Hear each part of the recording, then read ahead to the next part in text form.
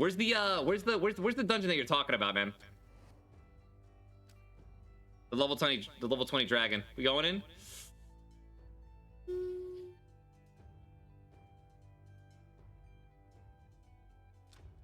It's not Clan Boss, is it? Is it Doom Tower? Going out? It's dungeons. Yeah. It won't let me scroll. Oh my god,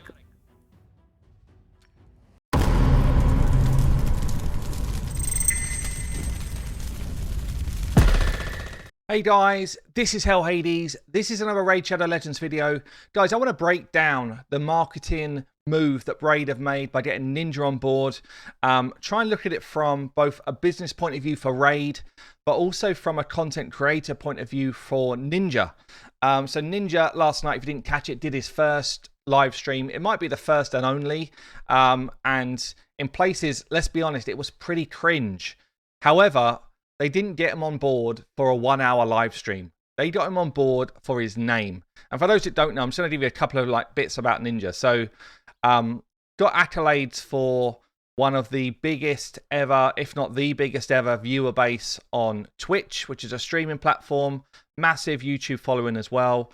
Made a multi-million-dollar move to go from Twitch to a different streaming platform called Mixer, which was a Microsoft one. But Mixer, in the end, fell through. But he'd already made his millions by that point. Like, literally, we're talking 10 million in terms of a deal. So this guy, Ninja, or Richard Tyler Blevins, if that's how you say his name, is, like, huge. He's about as big a streamer or esports personality, content creator, whatever, as you could get when he was at his height. Like, Raid could not have got a bigger pedigree of content creator in terms of gamer.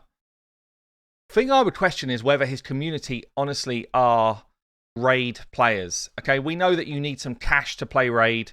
If we look at the sort of things that he is being nominated for in terms of awards, Kids Choice Award, Streamy Awards, Kids Choice Awards, Streamy, Shorty Awards, it's all kind of youngster stuff. And this type of following can't play Raid. They can't afford to play Raid unless Raid are going in a different direction, totally free to play. This is not the viewer base for Raid.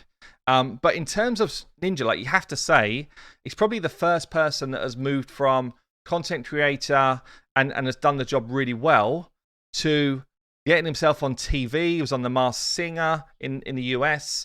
Like, that is pretty nuts. It's a pretty ridiculous move. So as I say, in terms of character, in terms of someone that could bring a lot of players to Raid, he is actually massive. Actually massive. Now, whenever Raid do a deal like this, they will be looking at return on investment, okay? And let's say they've paid him $500,000. Now, I think they must have paid him more than that, because if we look at his kind of monthly earnings, he's earning $500,000 just kind of like chewing the cud. You know, he's got multi-millions in the bank. So I think this probably was a 7-digit figure move. I think. I've got nothing to back that up. And maybe someone like Kizzle would be able to dive into their actual accounts and find this stuff out. But I don't know how to do that. But it would be a big sum of money for him to do this type of deal where he's actually going out, he's creating like an advert and all sorts of stuff, playing the game for them, and being like a symbol in the game. It's actually a massive move. And if we look at their YouTube channel, this is the Raid YouTube channel, the type of views they get on commercials, 250, 250, 200, 1,000 views this is. We've got a nearly 800,000 view here.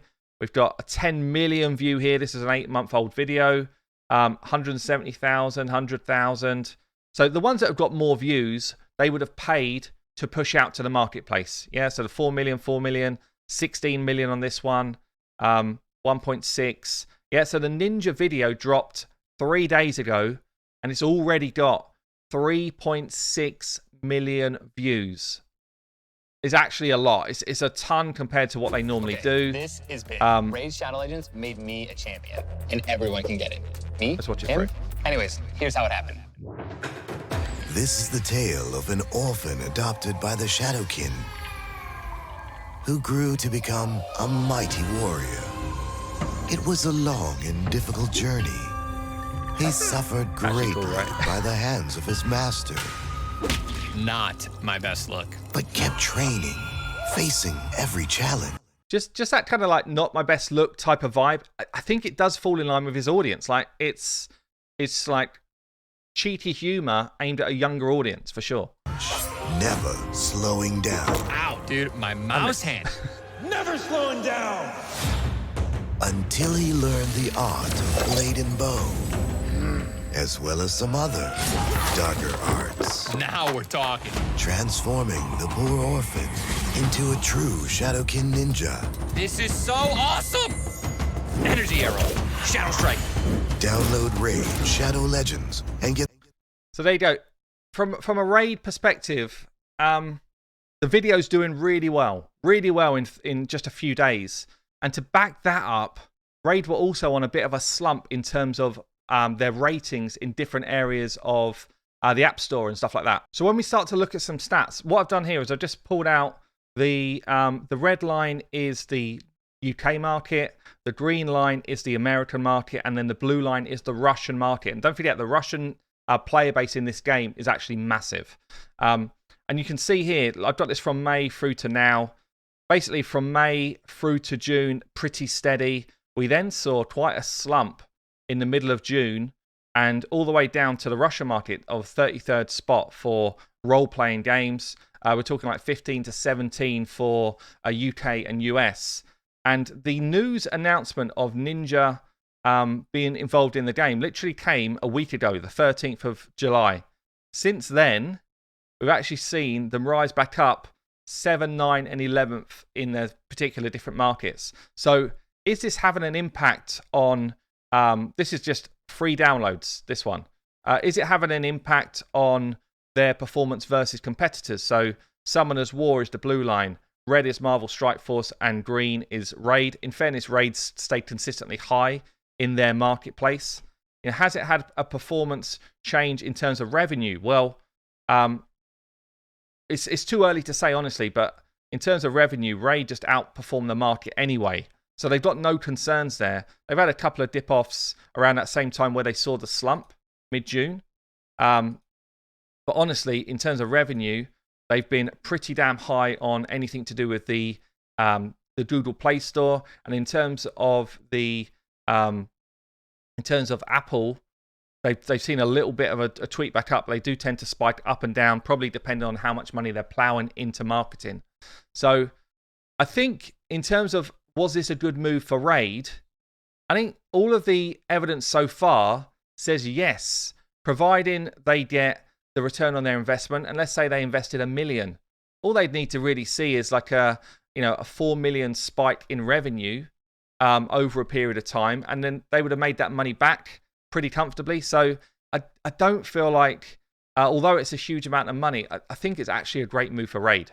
A great move. Let's have a little look on the stream from yesterday. Let's pick out some different fun points from the stream. Now, what's happened here is Ninja has been given a maxed account. Okay? He's been given a maxed account with a lot of level 60s, all maxed out, but he's not geared any of these champions. And he probably never has tried to gear champions in the past. Like, probably what's happened here is he's had a deal. He's probably downloaded the game on his phone. He's played the game a bit, going through the kind of early tutorial and stuff on his phone, so he's got a good feeling of where different things are.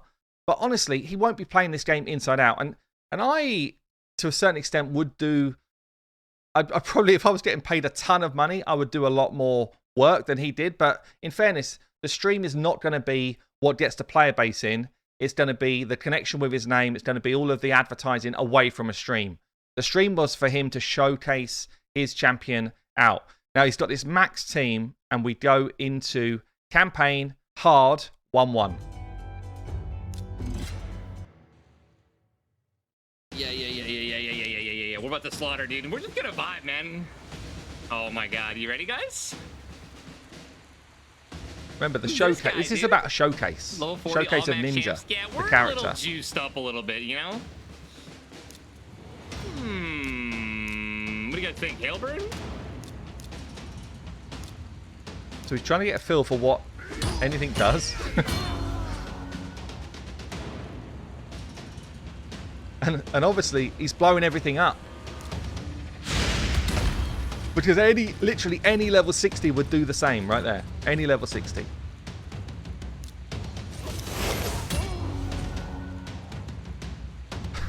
Bro.